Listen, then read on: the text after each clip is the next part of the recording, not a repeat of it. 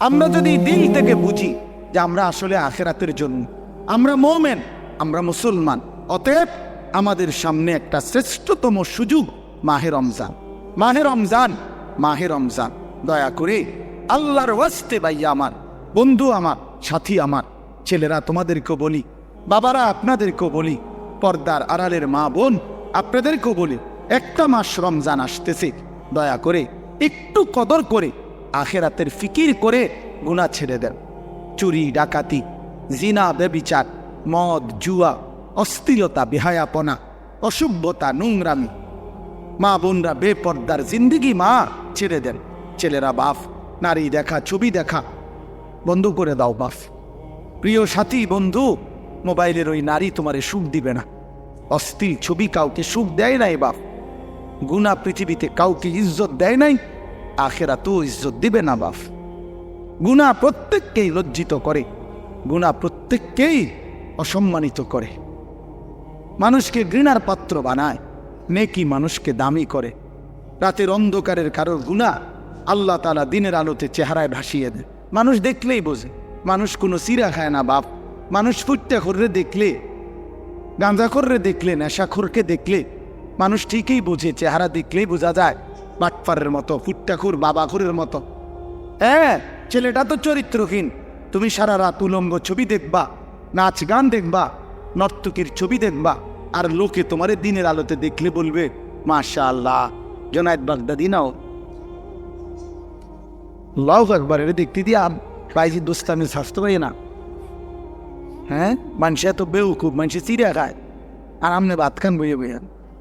মানুষে বোঝে না, সিটারে মানুষ সিটার চিনে না, কথা বলেন না কেন? হ্যাঁ, দুশ্চরিত্রকে মানুষ আলোকে আলোই বলে, অন্ধকারকে অন্ধকারই নাকি? আলোকে আলোকে অন্ধকার বলে না। লোকে চিনতে ভুল করে না, লোকে চিনতে ভুল করে না বাপ। মানুষ ঠিকই চিনে। আমরা আরবিতে পড়ছি অফিকা উয়ুবুন, আরবি প্রবাদ খুব সুন্দর এটা। অফিকা উয়ুবুন ওয়ালিন্নাসি আয়ুন, তোমারও দোষ আছে, মানুষেরও চোখ আছে। তোমারও কি আছে? দোষ আছে। মানুষেরও কি আছে? চোখ আছে। মানুষ চিনতে ভুল করে না। এজন্য দয়া করে নাফরমান হিসাবে পরিচিত সুদখোর, ঘুষখোর, হারামখোর, জিনাকারী, বেবিচারী, বেপর্দা, অসভ্য, এই নামেই পরিচিত হওয়া, এটার চাইতে ঘৃণা, লজ্জা আর কি হতে পারে বাপ? এই জন্য আমি অনুরোধ করি, এবারের রমজানকে টার্গেট করে আমরা গুনাহ ছেড়ে দেই। বলেন ইনশাআল্লাহ বরকত হবে। একটাবার হিম্মত করিলে, সাহস করিলে ইনশাআল্লাহ। মোমেন হারে না, মোমেন হারে না। কোনো সময় পৃথিবীতে ইমানদার হারে নাই। এটা জানেন? এই 1450 বছরের ভিতরে ইমানদার কখনোই হারে নাই। পৃথিবীর কোনো যুদ্ধে, পৃথিবীর কোনো কাফের দুশ্মনের মোকাবেলায় ইমানদার কখনোই হারে নাই। কি হইছে? যতবারই রক্ত ঝরছে, যতবারই শহীদ হইছে, যতবারই মোমেনের খুন ঝরছে, সময়ের ব্যবধানে সেখানেই কালেমার পতাকা উঠছে। এটাই চিরসত্য। মোমেনের খুন বৃথা যায় না, শহীদের রক্ত বৃথা যায় না, যেতেই পারেন। এটা সিস্টেমে নাই। এই রক্ত পবিত্র রক্ত, শাহাদাতের রক্ত পবিত্র রক্ত। যে জমিন রক্ত চুষেছে শহীদের, সে জমিনে কালেমার পতাকা উড়বেই। এজন্য গাজা, ফিলিস্তিন বিজয় হবেই। এখানে কালেমার পতাকা উড়বেই। ইসরায়েলের কুত্তারা হেরে যাবেই। ইতিমধ্যে হেরে গেছে অর্ধেক। এখন তো যুদ্ধবিরতি।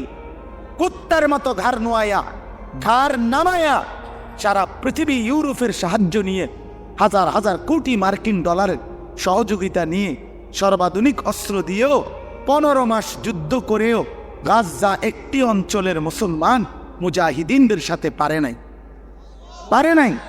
50,000 মুসলমান শহীদ করছে। 6 লক্ষ বাচ্চা এতিম করে ফেলছে। হাজার লাখ মা বোন, স্বামী হারা, বাপ হারা, সন্তান হারা।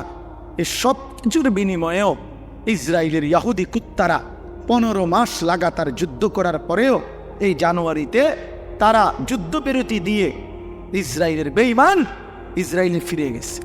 আবার যুদ্ধ করবে, ঠিক আছে, আবার হারবে। এই যুদ্ধ করতে করতে একদিন একেবারে নিশ্চিহ্ন হইয়া কালেমার পতাকা পুরা ফিলিস্তিনে উড়বে। ইসরায়েল নামে পৃথিবীতে মূলত কোনো রাষ্ট্র নাই। এটা কোনো রাষ্ট্র না, এটা ফিলিস্তিন। পুরাটা মূলত কি? ফিলিস্তিন। ফিলিস্তিন জন্য নওজোয়ান, ইনশাআল্লাহ তুমি যদি চরিত্রবান হও, সেজদাওয়ালা হও, খোদার কসম একদিন ফিলিস্তিনে তুমি যাইবা ইনশাআল্লাহ। সারা পৃথিবীর বেঈমানের বিরুদ্ধে তোমরা লড়বা ইনশাআল্লাহ। ইনশাআল্লাহ দেখো, তুমি হিম্মত করো। আল্লাহ তাআলা মুসলমানকে বানাইছেন শুধু মিরপুরের লাগিয়া না। আল্লাহ তাআলা তোমারে শুধু ব্রাহ্মণপাড়ার জন্য বানায় নাই, আল্লাহ তোমারে বুড়িচঙের জন্য বানায় না, উখরিজাত লিন্নাস, গোটা বিশ্ব মানবতার জন্য বানাইছেন। হ্যাঁ, ইমানদার কালেমার পতাকা উড়াবে পৃথিবীর এই প্রান্ত থেকে ওই প্রান্তে, ওই প্রান্ত থেকে ওই প্রান্তে। সারা জাহাঁ হামারা, চীন ও আরব হামারা, হিন্দু সিতা হামারা, মুসলিম হে হাম ওয়াতন হে, সারা জাহাঁ হামারা। কোরআন আমার জন্য, কোরআন আমার জন্য, রাসূলুল্লাহ সাল্লাল্লাহু আলাইহি সাল্লামের হাদিস আমার জন্য। এজন্য ভাই আমি অনুরোধ করছি, মনোযোগ দিলে ভালো। কষ্ট করে বসে থাকা কষ্টকর, আপনাদেরও কষ্টকর, আমাদের জন্য কষ্ট। রাত অনেক হয়েছে, এজন্য আমি লম্বা করব না। মেহরবানি করে আমরা নওজোয়ান ভাই, তোমরাও আন্তরিক হইলে ভালো, তোমার জন্য কিছু ভাবো। শুধু কেবল মানুষের কথা ভাইব না ভাইয়া, নিজের জন্যও কিছু ভাবো। নিজের ভালো, নিজের কল্যাণ, নিজের দুনিয়া আখিরাতের সমৃদ্ধি, এটা বোঝা উচিত। দুনিয়া আমরা ছেড়ে দিতে বলি না, কিন্তু আখিরাতও বাদ দেওয়ার সুযোগ নেই। দুনিয়া যেই মালিকের, আখিরাত সেই মালিকের। দুনিয়া যিনি নিয়ন্ত্রণ করছেন, আখিরাতের কথা তিনিই বলেছেন। অতএব বাদ দিবার, ভুলে যাওয়ার কোনো সুযোগ নেই। ভুলে গেলে, অবহেলা করলে মৃত্যু থামবে না। কেউ যদি বেখেয়ালও থাকে তারপরও মরে যাবে, কেউ ঘুমে থাকলেও মরে যাবে, কেউ অবুঝ থাকলেও মরে যাবে। তাহলে আমি বুঝলেও মরে যাব, না বুঝলেও মরে যাব। খেয়াল করলেও মরে যাব, খেয়াল না করলেও মরে যাব। হাসলেও মরে যাবেন, কাঁদলেও মরে যাবেন। রাজপ্রাসাদ আর অট্টালিকাতে থাকলেও মরে যাবেন, জীর্ণ কুটির কুড়ে ঘরে থাকলেও মরে যাবেন। মৃত্যু এক অনিবার্য বাস্তবতা, এক চিরন্তন সত্য। এই যে বাচ্চারা এখন দেখাইল, জানাজা দেখাইল, ছোটখাটো বিষয় না।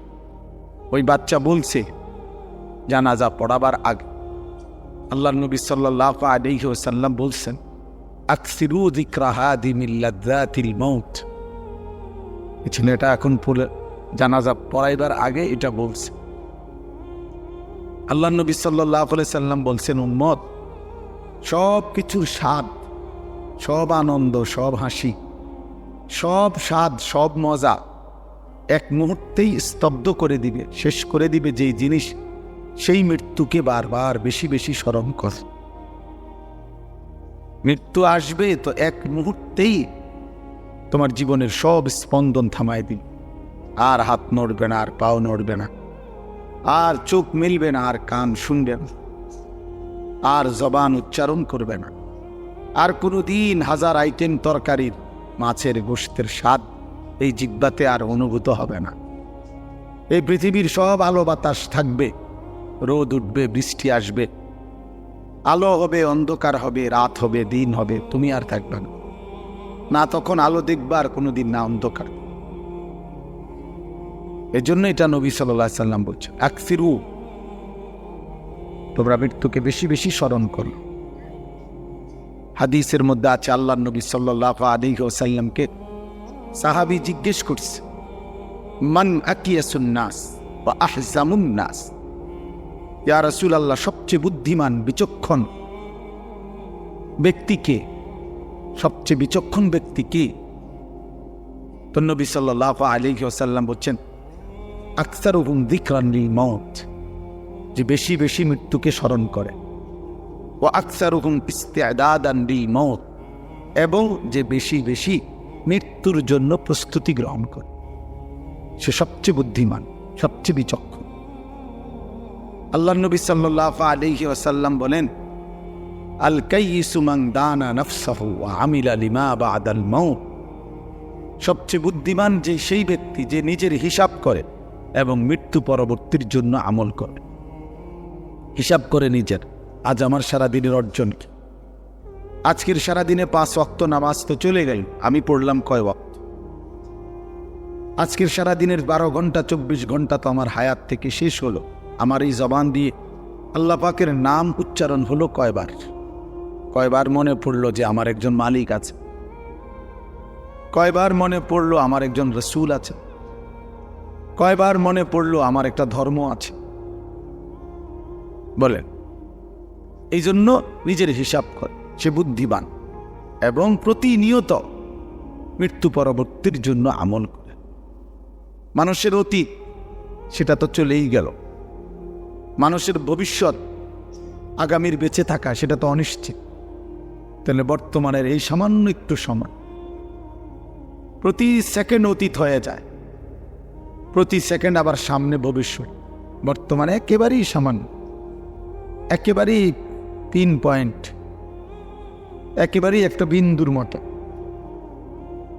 তাইলে এই সামান্য দুনিয়া, অল্প কিছুক্ষণের দুনিয়ার জন্য এত অস্থির না হওয়া। আখেরাত অনেক লম্বা, কবর অনেক লম্বা সফর।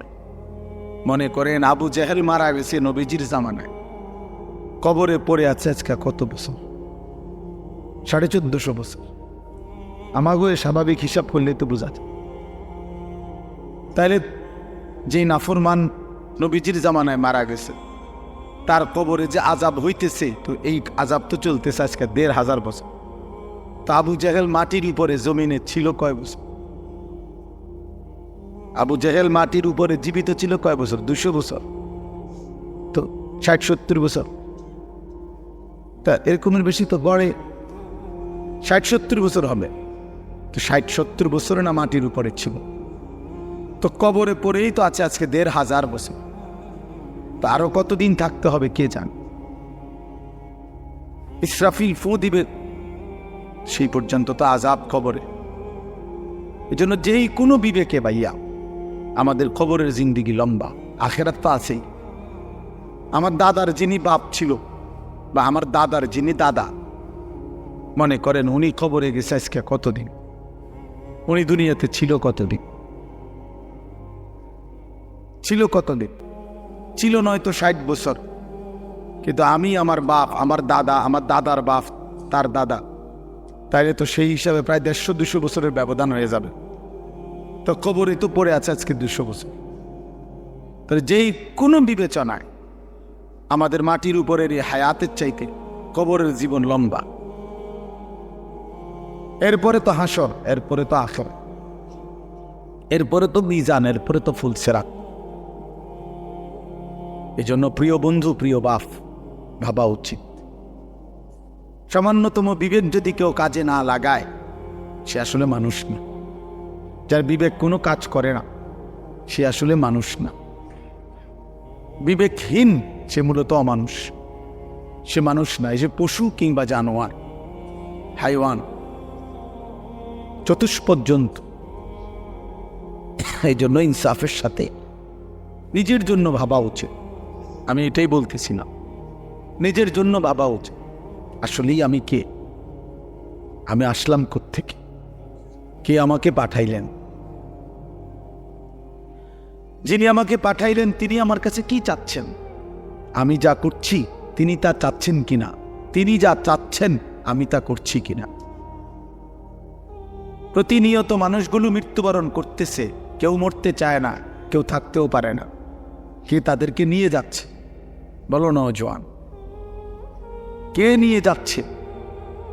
এক অদৃশ্য মালিক তাদেরকে নিয়ে যাচ্ছে প্রতিদিন, প্রতিনিয়ত। কেউ তো মরতে চায় নাই, কিন্তু কেউ তো থাকতেও পারে না। এজন্য এটাই অনিবার্য বাস্তবতা যে মরতেই হবে, যেতেই হবে, ফিরতেই হবে আল্লাহর কাছে, ফিরতেই হবে। তাহলে কাজেই যেটা চিরন্তন বাস্তবতা, যেটা অনিবার্য সত্য, সেটাকে পাশ কাটানো বুদ্ধিমানের কাজ না। এটা কোনো বুদ্ধিমান হইতেই পারে না। মৃত্যু যেহেতু আমাকে বরণ করতেই হবে, আল্লাহর মুখোমুখি যেহেতু আমাকে হতেই হবে, কাজে বুদ্ধিমান তো সেই যে এই ব্যাপারে প্রস্তুতি নেয়।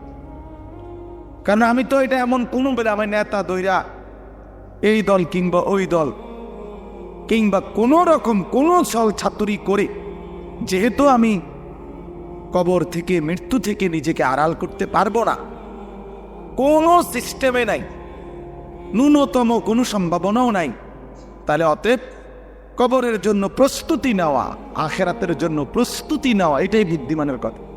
কারণ এটা তো আমাকে বরণ করতে হবে, তার চাইতে ভালো রেডি হয়ে যাই,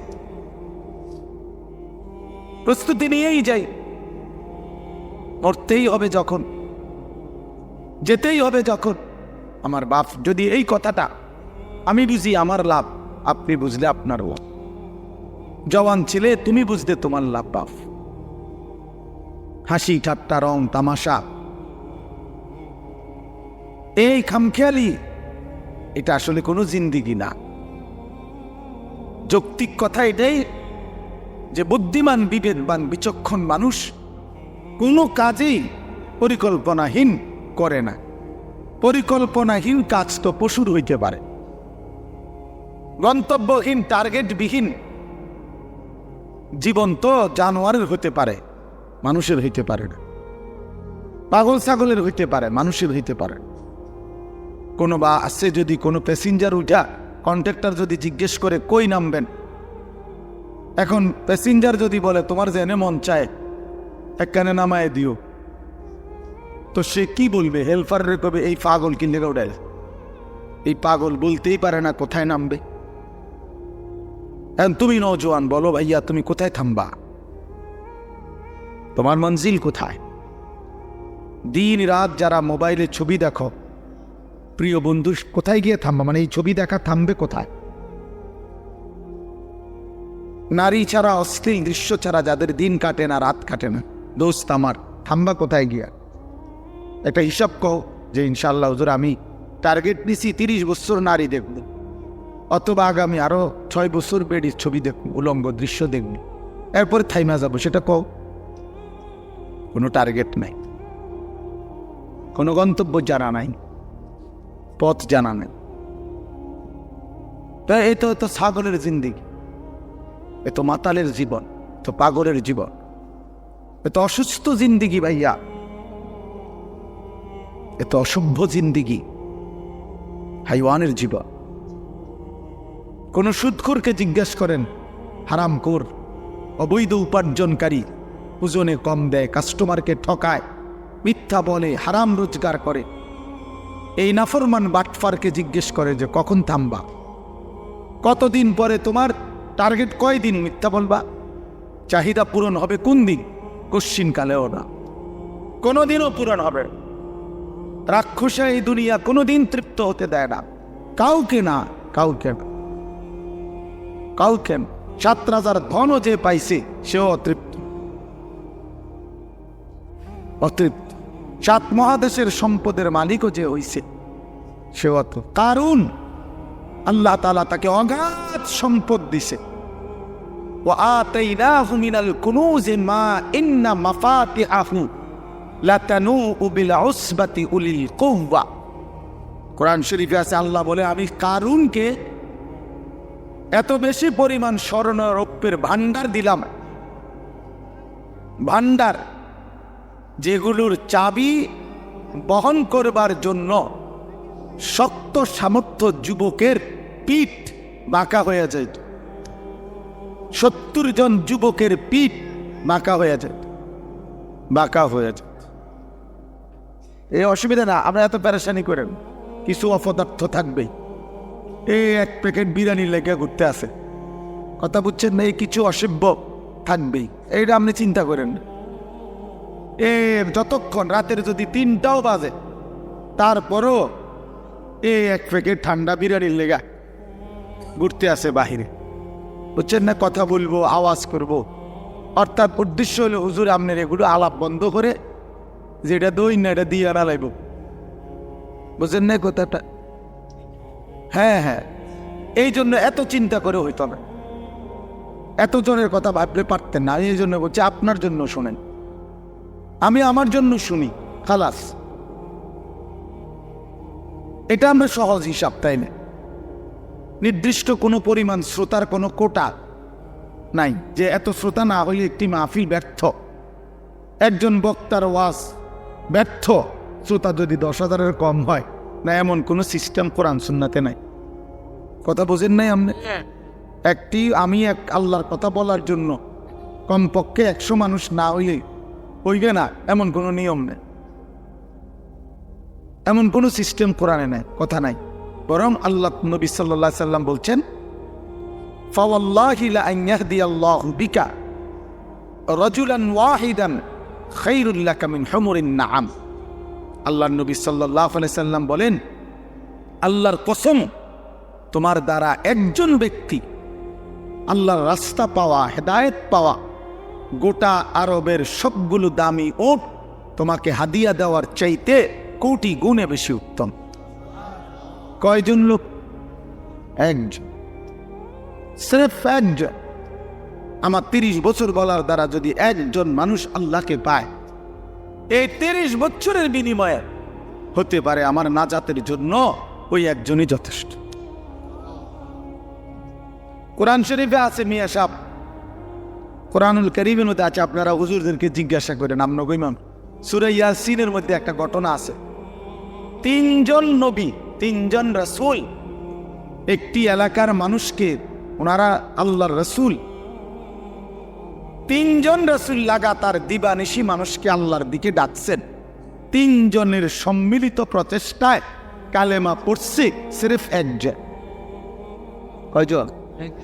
যা আমিন আকসাল মদিনাতে রাজুলুন কয়জন? একজন। অথচ রাসূল 3 জন। ফাআজ্জাজনা বিসালিসিন, এই যে ফাকালু ইন্না ইলাইকুম মুরসালুন। আল্লাহ বলেন, প্রথম দিছিলাম 2 জন, পরে আরো একজন দিয়া মোট 3 জন পুরাইলাম। 3 জনে মিলে বলছে, হে আমাদের জাতি, আমরা 3 জন তোমাদের নিকট আল্লাহর রাসূল। 3 জনের দিবানিশি মেহনতে ইমানদার হয়েছে শুধু একজন। ওয়াজা আমিন আকসাল মদিনাতি রাজুলুন। এই একজনে, ওই একজন লোক যেদিন নিজের কালেমা প্রকাশ করছে, পুরা জাতি উনারে ধইরা মারতে মারতে ওইখানেই শহীদ করে ফেলছে, মেরেই ফেলছে। ঠিক যখন ওনার জান কবজ হয়, তাফসীরের মধ্যে আছে আল্লাহর ফেরেশতারা জান্নাতের ঘর ওনার চোখের সামনে তুলে ধরছে। আর ফেরেশতারা বলছেন, কিলা দুখুলিল জান্নাহ, হে আল্লাহর বান্দা, এই মুহূর্তেই জান্নাতে ঢোকো। ও দুখুল কিলা দুখুলিল জান্নাহ, এখনই জান্নাতে ঢোকো। তখন সেই আল্লাহর বান্দা মরতে মরতে ওই ইমানদার একজন বলতেছে, ক্বালা ইয়া লাইতা কওমি ইয়ালামুন, হায় আমার জাতি, তোমরা যদি বুঝতা, জানতা যে তোমরা আমাকে হত্যা করে রক্ত ঝরিয়ে তোমরা ভেবেছো তোমরা জিতে গেছো। না আমার জাতি, তোমরা আমাকে হত্যা করো নাই, বরং আমার জান্নাতে ঢুকায় দিছো। ইয়া লাইতা কওমি ইয়ালামুন বিমা গফারা লি রাব্বি, আরে আমার আল্লাহ তো আমারে পুরা মাফ করে দিছে রে। ও জাআলানি মিনাল মুকরামিন, আমারে তো সম্মানিত জান্নাতি বান্দাদের অন্তর্ভুক্ত করে দিয়েছে। হ্যাঁ, এই জন্য কয়জন ভাইয়া? একজন মানে ইমানদার কয়জন হইছে? একজন। এই জন্য সংখ্যা কোনো বিষয় না। 10,000, 10 লাখ, 5,000, 50 লাখ, এটা কোনো কথা না। শ্রোতা কম না বেশি, এটা কোনো বিষয়ই না। বিষয় হলো আল্লাহর কথা বলা, বলতে থাকা, রাত দিন বলতে থাকা, প্রতিটা সুযোগকে কাজে লাগানো। 1 জন হোক, 10 জন হোক, একাকী হোক, প্রকাশ্যে হোক, দিনে হোক, রাতে হোক, মাইক হরন কোনো কিছুই জরুরি না। আল্লাহর কথা বলা, কবি আরশ পর, কবি ফরশ পর, কবি উনকে দর, কবি দর বদর, গমে आशिकी तेरा शुक्रिया, मैं कहां कहां से गुजर गया। कभी हो रास्तों में तन्हा, कभी हो गुरूद सहरा। আল্লাহ, এজন্য বাপ আল্লাহর কথা বলতে থাকা। তো বলতেছিলাম নিজেদের ফিকির করা চাই, নিজের ফিকির দরকার, ফিকির দরকার, দিলের মধ্যে ফিকির দরকার, অন্তরের মধ্যে অনুভূতি দরকার। আমি যে কথাটা বলতেছিলাম, হাফেজ কোরআনের কথা বলতেছিলাম, মূলত একটু আগায়া বসতেন অনুরোধ করছে, যেহেতু রাত হয়েছে, আমারও তো কষ্ট লাগে আপনার করে নাড়াচাড়া করাইতে, কিন্তু এখন তো জায়গা একটু দরকার সামান্য, এই জন্য একটু আগায়া বসেন, যেন একটু হিম্মত করেন, সামান্য 1-2 ইঞ্চি করে আগাইলে একটু বরকত হবে। দেখেন ভাই, একটু নড়ে চড়ে বসেন, নওজোয়ান ভাই তোমরাও নড়ে চড়ে বসো, ছেলেরা তোমরা আগায়া বসো ভাই। আল্লাহ তাআলা কোরআনে বলছে, তুমি যদি আমার বান্দাকে জমিনে জায়গা দাও, প্রশস্ত করে দাও একটু জায়গা, আমি তোমার অন্তর প্রশস্ত করে দেব। ইয়াফসাহিল্লাহু লাকুম, আল্লাহ দিল বড় করে দিন, জান্নাতে জায়গা দিয়ে দেব ইনশাআল্লাহ, মাশাআল্লাহ। আচ্ছা, তো বলতেছিলাম, এই শেষ কথা শুনেন। তাইলে আমার উদ্দেশ্য ছিল ওই মাঝখানে কথা আবার বদলাইয়া ফেলছিল, মোবাইলের কথা বলতে গিয়ে বলতেছিলাম আর কি, যে কেবল অন্যকে দেখানোর ফিকির এটাই যথেষ্ট না ভাইয়া, নিজের ফিকির করা দরকার। আমার নিজের ফিকির আসা দরকার, আমি কি, আমি কোত্থেকে আসলাম, আমার আসলে কি করণীয়, একটা সুনির্দিষ্ট গন্তব্য, জীবনের একটা লক্ষ্য নির্ধারণ করা, এটা বিবেকবানের উচিত। আমার মনে আছে, আমি ছোটবেলায় প্রাইমারি স্কুলে পড়ছি, যখন আমাদের স্কুলে থাকতেই, প্রাইমারিতে থাকতে, বাংলাতেও ইংরেজিতেও আমরা রচনা লেখছি, পড়ছি, আমার জীবনের লক্ষ্য, এইম ইন লাইফ, এটা ইংরেজি রচনাও পড়ছি, বাংলা রচনাও পড়ছি। আমার জীবনের লক্ষ্য কি, আমার জীবনের টার্গেট কি? তাহলে সুস্থ স্বাভাবিক মানুষ তার জীবনের একটা লক্ষ্য উদ্দেশ্য নির্ধারণ করে। হ্যাঁ হ্যাঁ, তোমরা যারা 1 ওয়াক্ত নামাজ পড়ো না, আমার বন্ধু, একবার হলেও বিবেককে প্রশ্ন করো, তোমার জীবনের লক্ষ্য কি? এর দ্বারা কি বুঝাইতে চাচ্ছ আল্লাহকে? আল্লাহকে কি বলতে চাচ্ছ? যে আল্লাহ, আপনি যে জাহান্নাম দিবেন, আপনি বলেছেন, আমি তার জন্য প্রস্তুতি নিচ্ছি। আপনি যে বলছেন কবরে আযাব দিবেন, কাউকে না কাউকে দিবেন, তো সেই ভাগ্যবানটা আমি হতে চাচ্ছি, সেই বদনসিব দুর্ভাগা আমি হতে চাচ্ছি। আপনি আমারই আযাব দিয়ে, আমারই আযাব দিয়ে দেখি আপনি কি করতেন পারেন।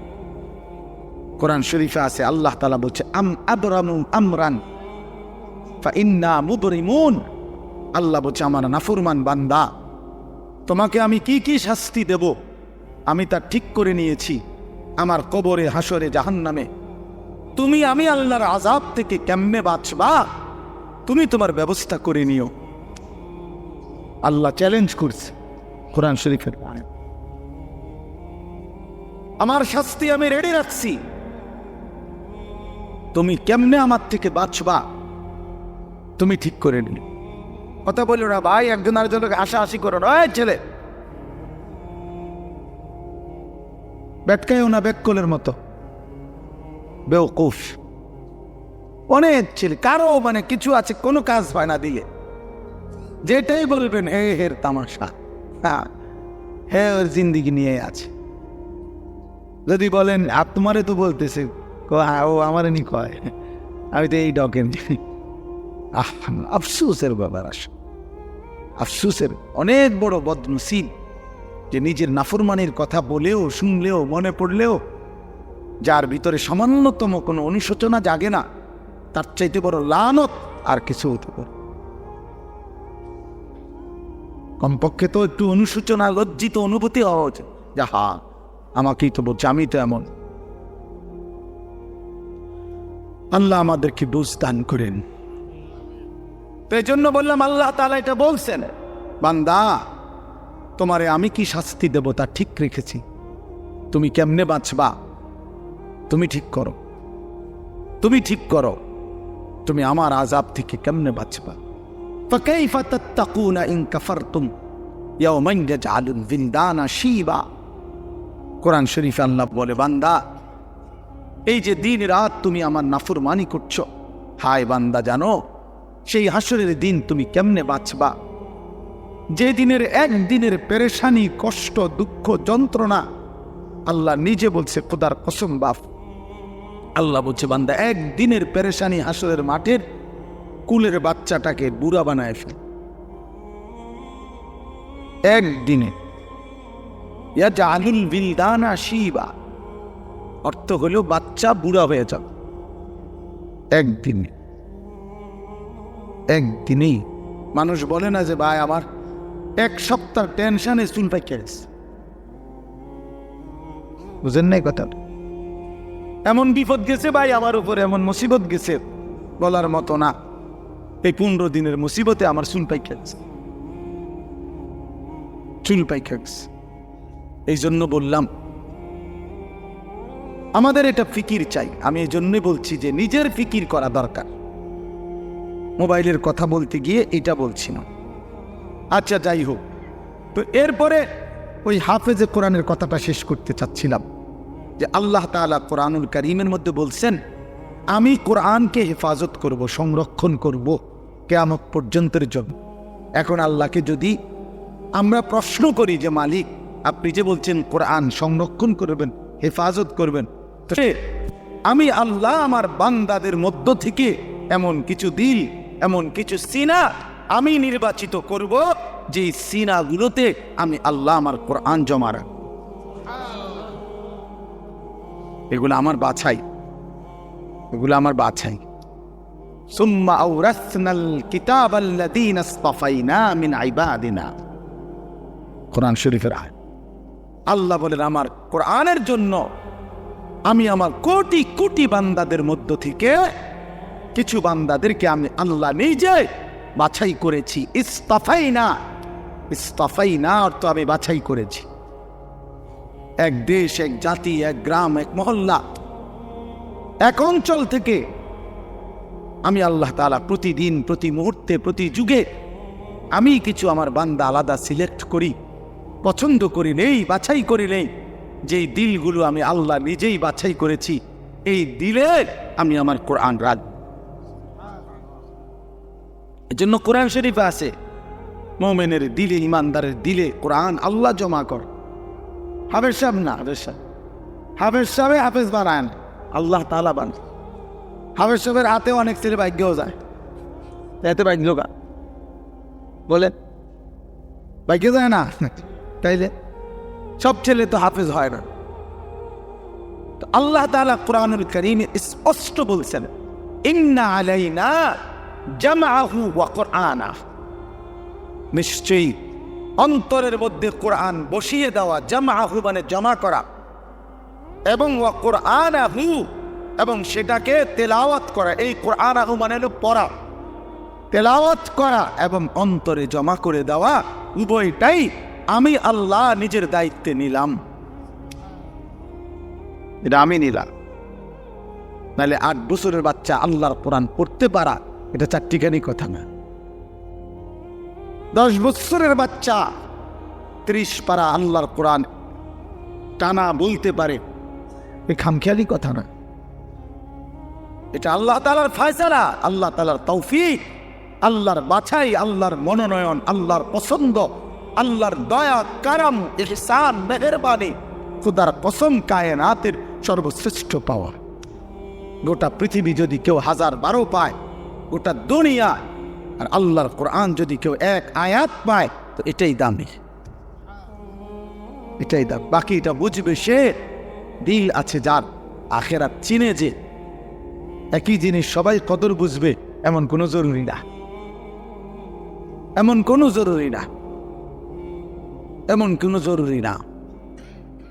এজন্য বললাম প্রতিটা হাফেজে কোরআন আল্লাহর বাছাই। কার বাছাই বাপ?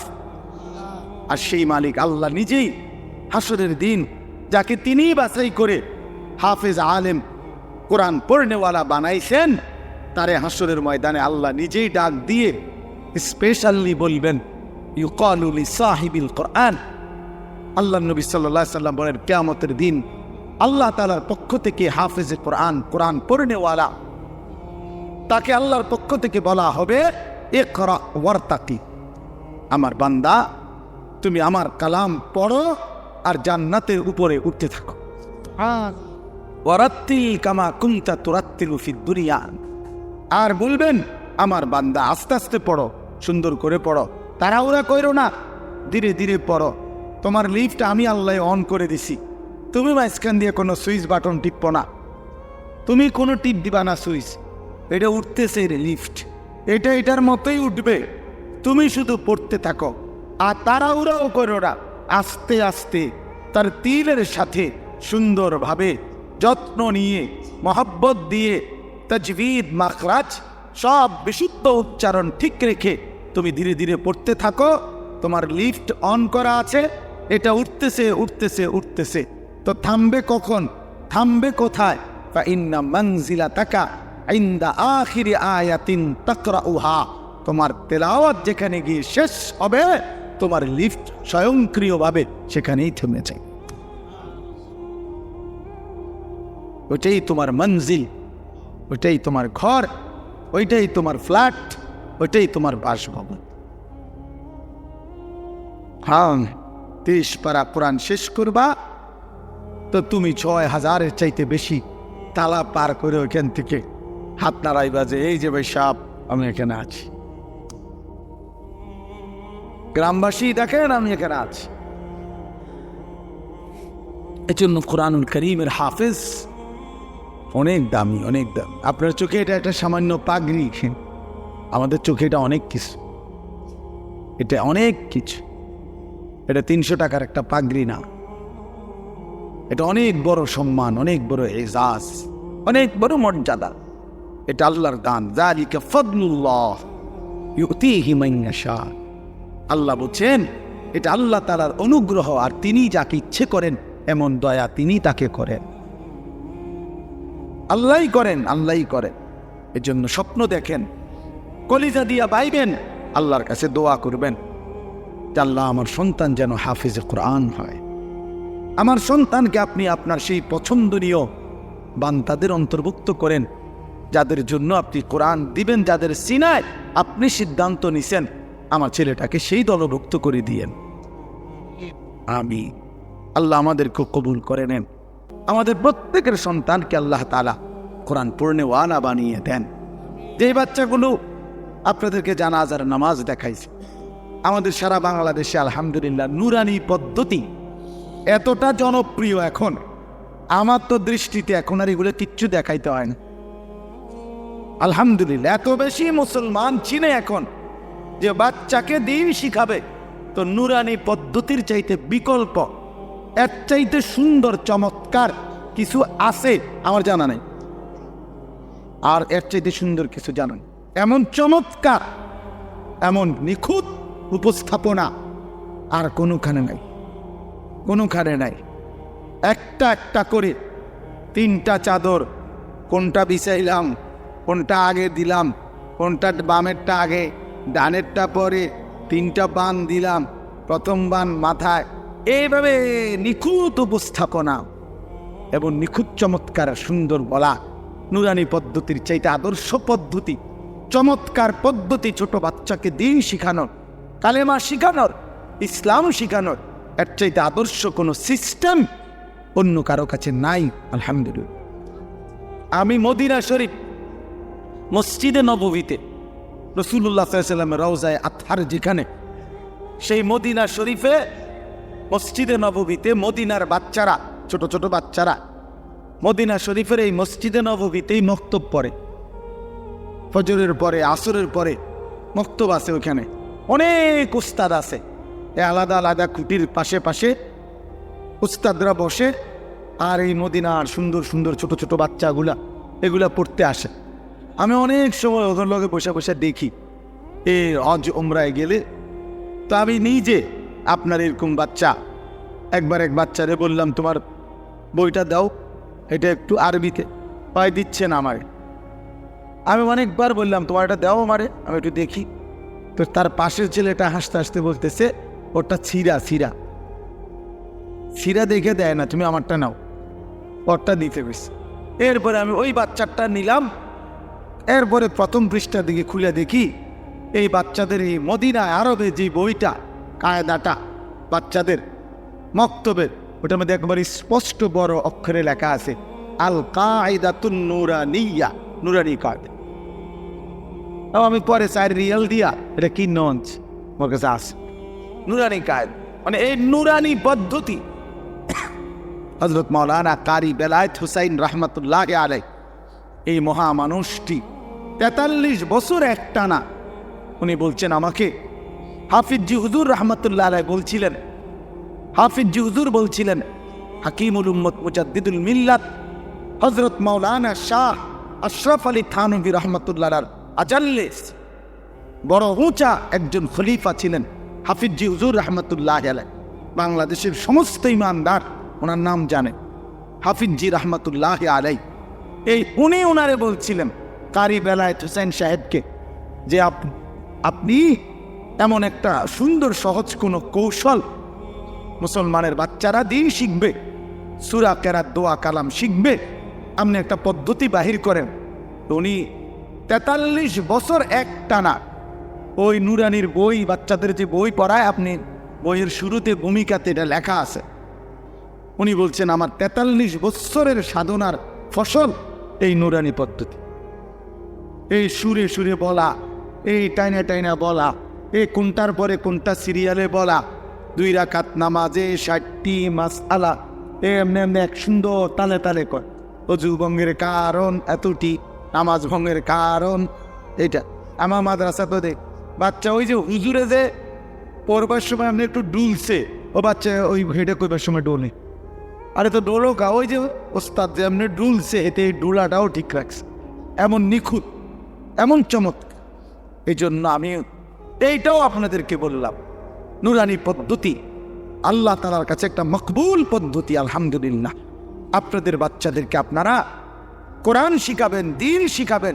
ছোট্টবেলার এই 3 বছরের নুরানি আমার শায়েখ আল্লামা মুফতি মুশতাকুন নবী সাহেব বলে এই 3টা টিকা 3 বছরে, মানে নুরানির 3টা টিকা দিয়া দিয়েন, মৃত্যু পর্যন্ত আল্লাহকে ভুলবে না, সেজদা ভুলবে না, নামাজ ভুলবে না, সূরা কেরাত আর অশুদ্ধ হবে না, শুদ্ধ হবে। আমার ছোট্ট এই জীবনে রাগ করেন না, আমার জীবনে আমরাও শত শত জানাজা আমরাও দেখছি, পড়তে গেছি, পড়তে যাই, বহু মাতবর আইয়া জানাজার টাইমের আগের থেকে রেডি হইয়া থাকে, মাইকটা দূর বক্তব্য দিব হ্যাঁ 1 মিনিট 1.5 মিনিট, হ্যাঁ আগের ওয়াক্ত নামাজ পড়ছে কিনা ফরজ সন্দেহ আছে, কিন্তু জানাজার সামনে আগে একবারে রেডি, মানে কদ্দুর বক্তৃতা দিব এখানে।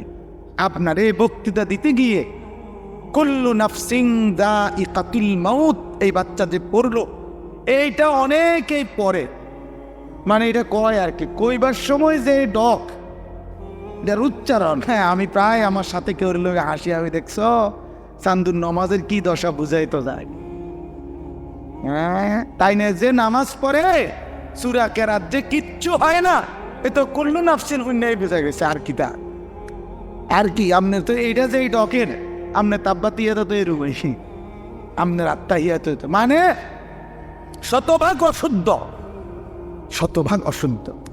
বদনসিব বেটা ওই মুসলমান, দুর্ভাগা বেটা, মন্দ কপাল, অভিশপ্ত জীবন মুসলমান। 60 বছরে 50 বছরে 40 বছরে এত বড় আসমান ও জমিন আল্লাহর ভোগ কইরা, এত বড় দুনিয়া ভোগ করে আল্লাহর দেওয়া কোরআন 4টা সূরা 5টা সূরা শুদ্ধ করে পড়তে পারে না, আত্তাহিয়াতুটাও পড়তে পারে না, দোয়ায়ে কুনুতটাও শুদ্ধ উচ্চারণ করতে পারে না। এই জিন্দেগি বদনসিব বেটা, দুর্ভাগা বেটা, দুর্ভাগা বেটা, এটা বেটা এই জিন্দেগি বাতের থালা ছাড়া আর কিচ্ছু না বেটা। এই জীবন কতক্ষণ হুতুম ছাড়া আর বাত খান ছাড়া আর পেশাব পায়খানা ছাড়া আর কিচ্ছু না বেটা। এটা বেটা কিসের মুসলমান তুমি বেটা, কিসের মুসলমান তুমি? হ্যাঁ 30 বছরও তোমার কলিজার মধ্যে এটা আসে নাই যে আমার আল্লাহ কোরআন শুদ্ধ করা দরকার? কি ডকের মুসলমান এটা? 60 বছরের বুড়ো হয়ে গেছে, আজও কোনোদিন কলিজার ভিতরে আসে নাই আল্লাহর কোরআন শুদ্ধ করা উচিত। বইয়া বইয়া সাদওয়ানে শুধু গপ মারে আর হুজুরদের বদনাম করে, অমুক হুজুরের আকীদা ভালো না, অমুক হুজুরের আকিদারে কামড়াইছে, আপনার আকিদা একবারে সাদোয়ানে বাইয়া বাইয়া পড়তে আছে একদম আপনার আকিদা।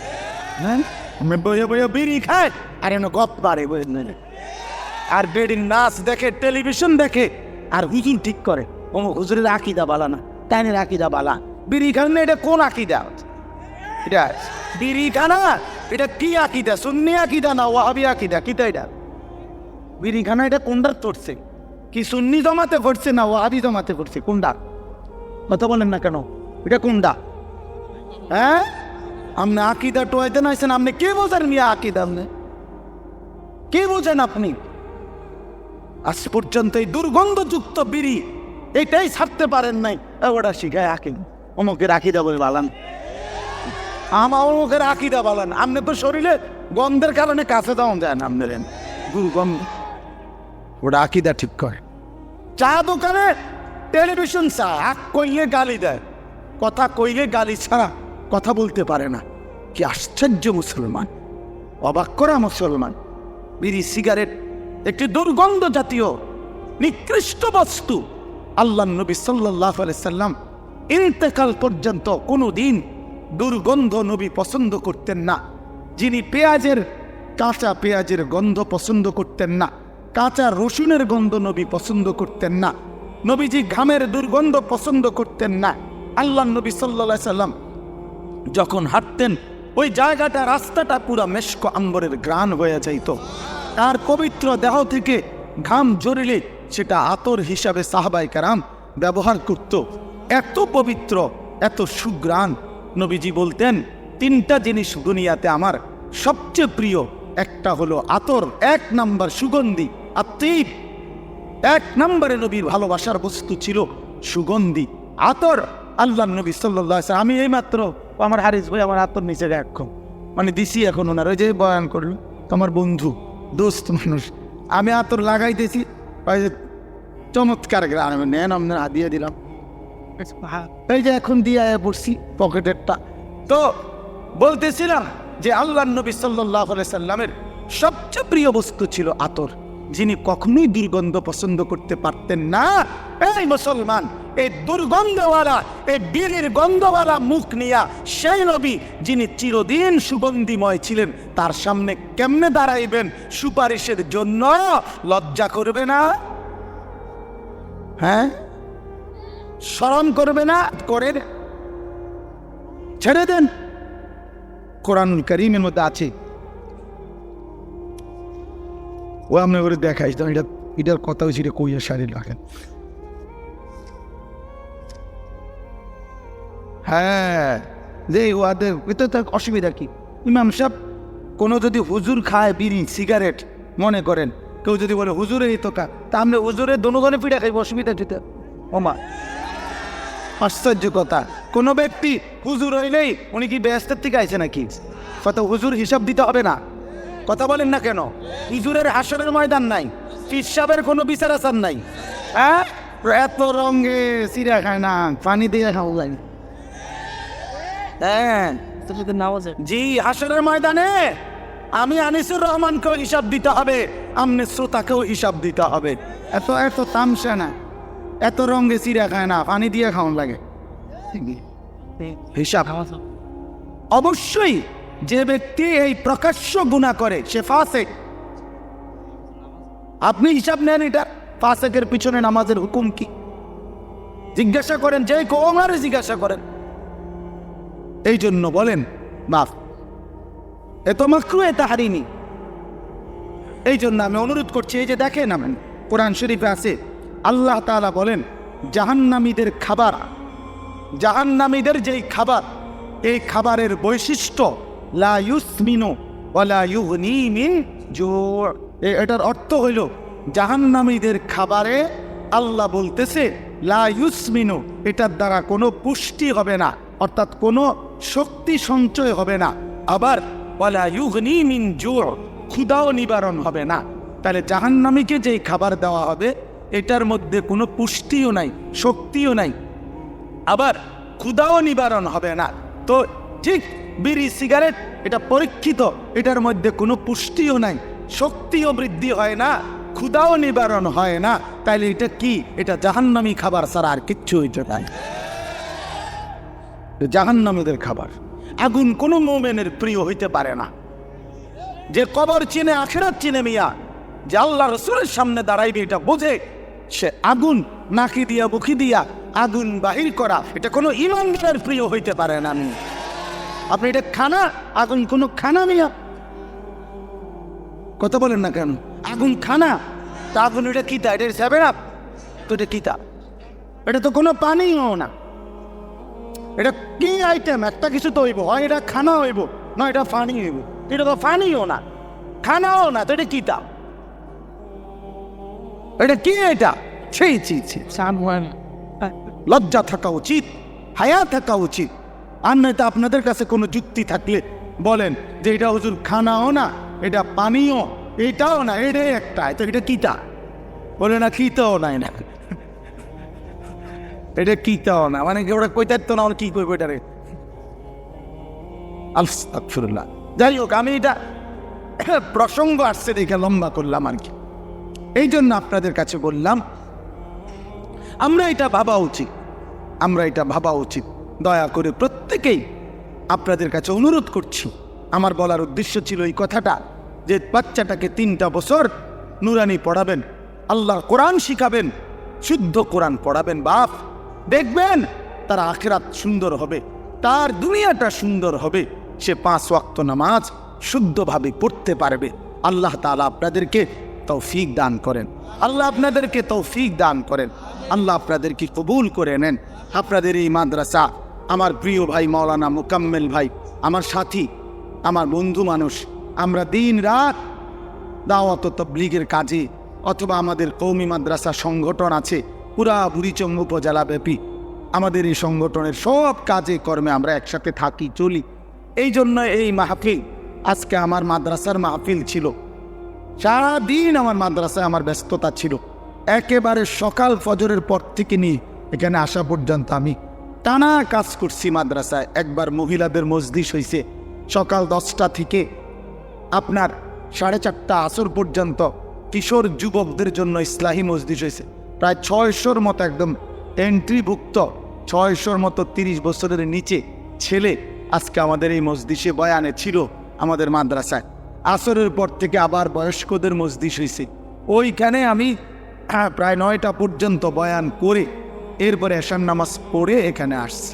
তো উদ্দেশ্য হইল মূলত ভালোবাসার টানে আসা। মাঝখানে একবার আসতে পারি নাই, অনেক এটা নিয়ে মোকাম্মেল বাইরে জবাবদিহি করতে হয়েছে, বহুত কিছু আপনার। তো আপনাদের এখানে আমার আশা, আমি 2টা ছেলেদের এই বিষয়টা বললাম, এই বাচ্চাদের এই উপস্থাপনা। রাত না হইলে আমি আরও ধীরে সুস্থে দেখতাম, কিন্তু রাত হয়ে গেছে দেখে আমি তাড়াহুড়া করছি। কিন্তু চমৎকার উপস্থাপনা এটা, আপনারা চেষ্টা করবেন আপনাদের বাচ্চাদেরকে দিন শিখাইতে, বলেন ইনশাআল্লাহ।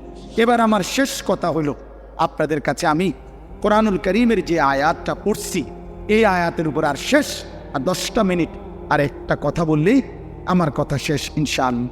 সেটা হলো, আমরা এখানে যারা বসছি বাপ, আমরা মুসলমান, বলেন আমরা মুসলমান কিনা? আমরা মোমেন।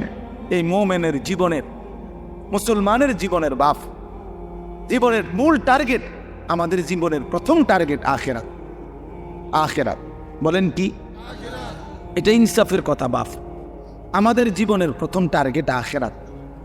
আখিরাত আমাদেরকে আল্লাহ তাআলা বানাইছেন আখিরাতের জন্য, আমাদেরকে দুনিয়া দিবে না বাপ। ইমানদারের জন্য দুনিয়া না, ইমানদারের জন্য শুধুই আখিরাত।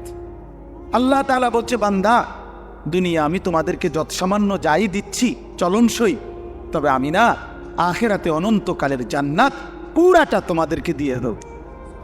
কোনো কাফের বেঈমান, কোনো মুশরিক, কোনো নাস্তিক মুরতাদ, কোনো বেঈমান, কোনো হিন্দু, বৌদ্ধ, ইয়াহুদি, খ্রিস্টান, কোনো মুরতাদ নাস্তিক মৃত্যুর পরে আখিরাতের অনন্ত জীবনে এক ড্রপ পানিও মিলবে না, এক লোকমা খাবারও মিলব।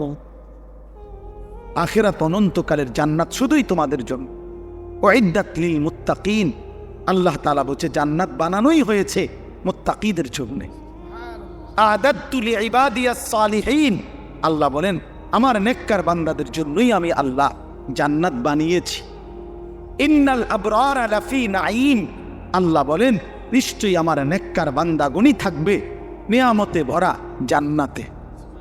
ইন্নাল মুত্তাকিনা ফি জান্নাতিন ওয়া উয়ুন, আল্লাহ বলে নিশ্চয়ই আমার মুত্তাকি বান্দারা তারা জান্নাতের মধ্যেই থাকবে, ঝর্ণা ধারা বেষ্টিত থাকবে, ঝর্ণা বেষ্টিত থাকবে। ইন্নাল মুত্তাকিনা ফি মাকামিন আমিনিন, এরকম বহু আয়াত। আল্লাহ বলছে আমি নেককার তোমাদেরকে জান্নাত দেব, ইমানদার তোমাদেরকে জান্নাত দেব, মুমিন তোমাদেরকে জান্নাত দেব, মুত্তাকি হলে জান্নাত দেব। তার মানে আখিরাতের বিষয়টা আল্লাহ তাআলা আমাদের জন্যই নির্ধারণ করেছেন। দুনিয়া আল্লাহ তাআলা, প্রিয় ভাই বাপ, ইনসাফের সাথে একটা কথা মনে রাখেন, ছেলেরা বন্ধু তোমরাও মনে রাখো বাপ, আমরা 200 কোটি মুসলমানও যদি খোদার কসম রাত দিন যদি আমরা মেহনত করি দুনিয়া অর্জনের জন্য, পরিশ্রম করি, মাথার ঘাম পায়ে ফেলে যদি আমরা দুনিয়ার কর্ম সবাই মিলে করি, দিবানিশি 200 কোটি মুসলমানে মিলে কেউ অলসতা না করে, তারপরেও আল্লাহর কসম, রব্বে কাবার কসম, কাফের বেঈমানদের সমপরিমাণ দুনিয়া আমাদের মিলবেন। এটা দিত না মালিকের ওয়াজ, যিনি দেওই না উনি কইতে আছে আমি দিতাম না, তো জোরাজোরি করে কি লাভ? আমি পারতেন না তো। আল্লাহ বলছে আমি বান্দা আমি দেব না, আমি মুমিনকে দুনিয়া দেব না পুরা। ওয়াদারনি ওয়াল মুকাদ্দিবিনা উলিন নি'মাতি ওয়া মাখিলহুম কালিলা, আল্লাহ বলছে শোনো বান্দা ইমানদার, এই আমার ইমানদার বান্দা, মিথ্যাবাদী নাফরমানদের জন্য অল্প কিছু সময়ের জন্যে দুনিয়াটা ছেড়ে দেয়। ওয়াদারনি, আমার ছেড়ে দাও বান্দা, আমি তা করে একটু দুনিয়াটা দেই। কটা ভাত খাওয়াইতে লইছি, দুগা ভাত খাওয়াইতে দাও। একদিন ভাতগ্রস্ত একটা বিল্ডিং, একটা মোটরসাইকেল, একটা প্রাইভেট কার, কতক্ষণ এই বেড়া বেড়ি দফাদফি ফালাফালি করতে দাও বান্দা। কত 60 বছর, 65 বছর, 70 বছর বান্দা এরম করো কা, 60-70 বছরের লেগা দুনিয়া করে ছেড়ে দাও, অনন্তকালের জান্নাত আমি তোমাদেরকে দিয়ে দেব। আখিরাতে গেলে দেখবা, আহা কোরআন শরীফে আছে, খোদার কসম বাপ, নাফরমানকে জিজ্ঞেস করা হবে, হে বেঈমান দুনিয়ায় কতক্ষণ ছিল তো 60 বছর 70 বছর, কিন্তু আখিরাতের দৃশ্য দেখে সে বলবে লাবিসনা ইয়াওমান আও বা'দা ইয়াওমিন, হায় মাওলা হয়তো একদিন ছিলাম অথবা একদিনের অর্ধেক বা কিছু অংশ ছিল। 60 বছরের দুনিয়া তার কাছে একদিনও মনে হবে না। হাদিসের মধ্যে আছে, বিশ্বাস করেন বাপ, আমি নিজে পড়ছি, পড়াইছি, আল্লাহর নবী সাল্লাল্লাহু আলাইহি সাল্লাম বলছেন, কোন নাফরমান যে মৃত্যু পর্যন্ত দুনিয়াতে কোনোদিন 1 মিনিটের জন্য দুঃখ দেখে নাই, সুখের সাগরে ছিল, কোনোদিন দুঃখ পায় নাই এমন অথচ নাফরমান পাপী, আল্লাহ তাআলা ফেরেশতাকে বলবে আমার এই নাফরমান বান্দাকে জাহান্নামের বাহিরটা একটু হাঁটাইয়া আনো, আর জাহান্নামের একটা দরজার সামনে একটু দাঁড় করাইও। 1 মিনিট কদ্দুর খাড় করাইবা, ভিতরে না, দরজার সামনের থেকে নিয়ে আসবে। ওই ফেরেশতা তাকে জাহান্নামের বাহিরটা ঘুরাইয়া জাহান্নামের দরজার কাছে যখন এনে দাঁড় করাবে, জাহান্নামের একটা গরম বাতাস 1 মিনিটের জন্য, 10টা সেকেন্ডের জন্য জাহান্নামের একটা গরম বাতাস ছাপ করে তার বুকটার মধ্যে লাগবে। এরপরে ফেরেশতা তারে নিয়ে আসবে, আনার পরে হাসরের মাঠে, প্রিয় বাপ, প্রিয় সন্তান, আমার ছেলেরা আমার, আল্লাহর কসম নবীজি বলছে, আল্লাহ পাক তখন ওই সুখে ভরা নাফরমান ব্যক্তিটাকে জিজ্ঞেস করবে, আমার বান্দা দুনিয়াটা তো বড় সুখে আরামে নিশ্চিন্তে কাটাইয়া আসছো, ঠিক না? আল্লাহর কসম ওই বান্দা তখন বলবে, আয় মাওলা, আপনার জাতের কসম মাওলা, জীবনে দুনিয়ার হায়াতে সুখ কি জিনিস আমি জীবনে কোনো দিন দেখি নাই। বিশ্বাস করো বাপ, এটা হাদিসের। আবার আমি ব্যক্তিগতভাবে খামখেয়ালি কথা কম বলি, এটা হাদিস। অর্থাৎ জাহান্নামের 10 সেকেন্ডের ওই দরজার মুখের একটু গরম বাতাস তার 60 বছরের 70 বছরের সুখ 1 মিনিটে 1 সেকেন্ডে 10 সেকেন্ডে ভুলাই গেছে, সব ভুলে গেছে।